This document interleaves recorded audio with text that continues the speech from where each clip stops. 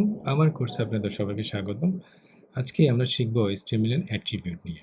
Attribute কি আর সেই অ্যাট্রিবিউটসের ব্যবহারগুলো নিয়ে আমরা আলোচনা করব। তো চলুন কোডে যাই। VS Code ইনসাইডারে যাব, নতুন একটা ফাইল নিব, সেভ দেব। সেভ দেব হচ্ছে ক্লাস 18 এ। সো ক্লাস 18 নামে একটা HTML ফাইল নিয়ে নেব। আমি বেসিক লেআউটটা তৈরি করি। Less than doc type HTML শুরু, HTML শেষ, হেড শুরু, হেড শেষ, টাইটেল শুরু, টাইটেল শেষ। টাইটেলের মধ্যে কি দিব? HTML কি দিব? HTML attributes. ওকে। ক্লোজিং হেডের পর আমরা দিব বডি শুরু, বডি শেষ, বডি ট্যাগ শুরু, বডি ট্যাগ শেষ।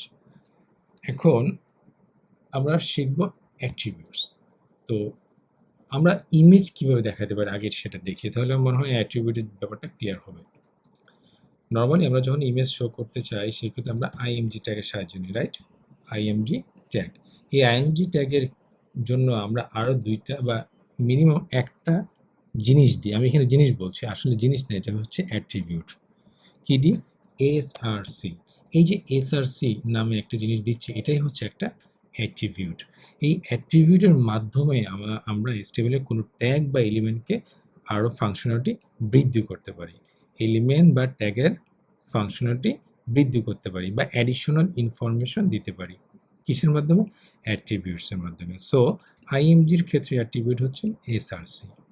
আর অ্যাট্রিবিউট লেখার নিয়ম হলো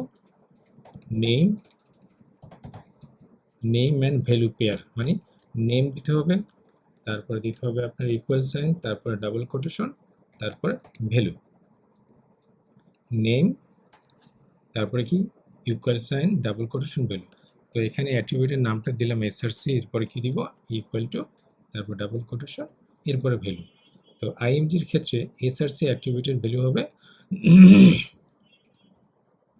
ইমেজ সোর্স। আমার এই ফোল্ডারে অলরেডি একটা ইমেজ আছে, সেটা হলো bird.png। তো আমি যেহেতু সেম ফাইল আর সেম আপনার এই ফাইলটা এবং এই ইমেজটা সেম ফোল্ডার, সেহেতু আমরা জাস্ট সোর্সে যদি বলে দিই bird.png তাহলে চলে আসবে। হ্যাঁ, bird.png যদি বলি তাহলে চলে আসবে। আমি যদি সেভ দিই, ফোল্ডার পেজটাকে ওপেন করি, এই যে দেখেন চলে আসছে। বুঝে গেল? এখানে কীভাবে আসলো ছবিটা? আমরা SRC অ্যাট্রিবিউটে আমরা বলে দিয়েছি যে আমার এই ইমেজটাকে নাও, আর এই ইমেজটাকে কোত্থেকে নিবে? ইমেজটাকে নিবে এই ফোল্ডার থেকে। যদি এখানে ইমেজটা নিউ ফোল্ডার IMG ফোল্ডারের মধ্যে থাকতো, আমি যদি ড্র্যাগ অ্যান্ড ড্রপ করি এখানে এবং এখানে সেভ দিই, পেজটাকে রিলোড দিই, তাহলে কি দেখা যাবে? না, দেখা যাবে না। কারণ এই SRC অ্যাট্রিবিউটটা bird.png কে খুঁজতেছে কোথায়? এই ফোল্ডারে। কিন্তু এই ফোল্ডারে কি ইমেজটা আছে? না। কই আছে? IMG ফোল্ডারে। সেক্ষেত্রে আপনাকে IMG ফোল্ডারটা দিতে হবে। IMG ফোল্ডারটা লোকেট করার জন্য আমরা কি করি? / দিই। সো IMG ফোল্ডারের ভিতরে ঢুকবে, ঢুকে সে নামটা দিবে। এখন যদি আমরা পেজটাকে লোড দিই, এই যে চলে আসছে। ক্লিয়ার? বুঝা গেল তো? এছাড়া আর একটা অ্যাট্রিবিউট আছে, সেটা হচ্ছে ALT, EMGর জন্য। সো মাল্টিপল অ্যাট্রিবিউট যদি ইউজ করতে হয় বা ব্যবহার করতে হয়, তাহলে আমরা কি দিয়ে দিব? স্পেস দিব। কি দিব?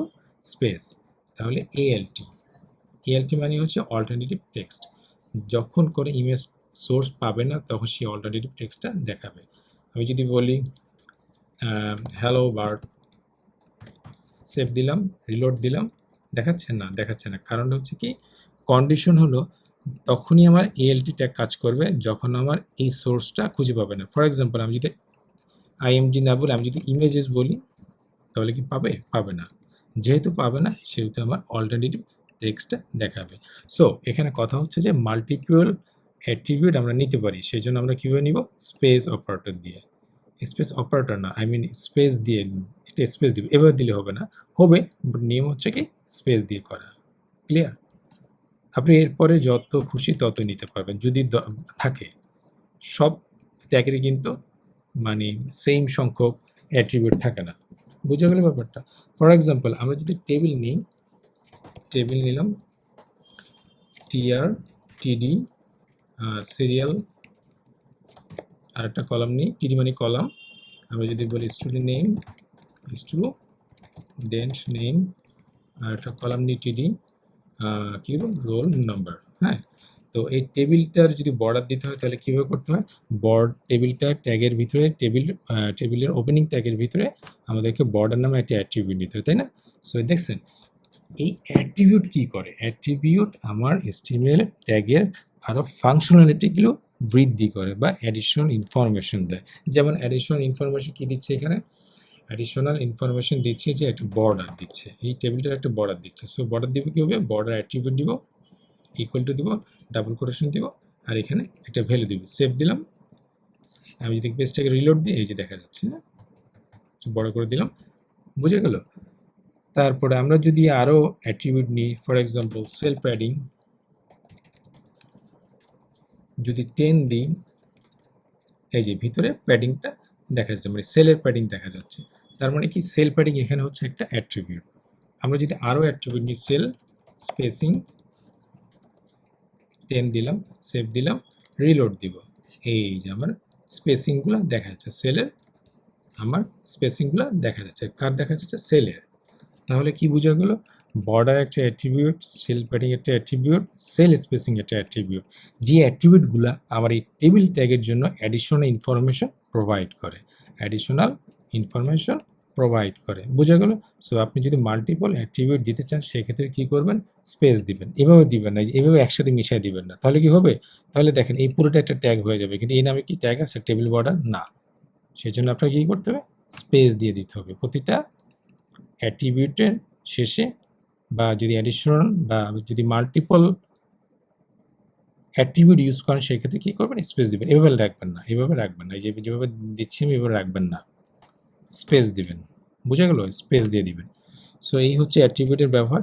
এভাবে অনেকগুলো অ্যাট্রিবিউট আছে, হ্যাঁ। যেমন আমরা যদি এখানে আরেকটা অ্যাট্রিবিউট ইউজ করি, কোলস্প্যান 2, তার মানে হচ্ছে কি, দুইটা কলাম মিলে একটা হয়ে যাবে। আমরা আমাদের HTML টেবিলের যে একটা ভিডিও সিরিজ আছে, সেখানে ভিডিও টিউটোরিয়াল আছে, সেখানে আপনারা দেখেছেন যে আমরা কোলস্প্যান কীভাবে ব্যবহার করি, বুঝে গেল? সো আমি যদি এখানে রিলোড দিই, দেখাবে না, কারণ এখানে রো নাই, হ্যাঁ। যদি আমরা রো নিতাম তাহলে দেখা যেত। ফর এক্সাম্পল আমরা যদি রো নিই, আমি যে সেম পেজটাকে কপি করলাম, মানে সেম কলামগুলোকে কপি করলাম, আমি এটা দিব না এখানে। ওকে, সো উপরের কলামে বললাম তুমি দুইটা কলাম মিলে একটা হও, দুইটা কলাম কীভাবে, এই কলামটাকে বাদ দিব, তার মানে দুইটা কলাম মিলে একটা হয়ে যাবে। আমি যদি রিলোড দিলাম, এই দেখেন এই কলামটা দুইটা কলাম মিলে একটা কলাম হয়ে গেছে। কিন্তু এটা হয়েছে কীভাবে, এটা হয়েছে অ্যাট্রিবিউটের মাধ্যমে, এই যে কল স্পেন অ্যাট্রিবিউটের মাধ্যমে হয়েছে, যেটা কি না আমার টিডির জন্য অ্যাডিশনাল ইনফরমেশন প্রোভাইড করে। ব্যাপারটা ক্লিয়ার তো? এটাই হচ্ছে অ্যাট্রিবিউটের কাজ। তো আজকে এই পর্যন্ত, নেক্সট পর্বে নতুন কোনো টপিকস নিয়ে আলোচনা করা হবে। ততক্ষণ পর্যন্ত ভালো থাকবেন, সুস্থ থাকবেন, আল্লাহ হাফেজ।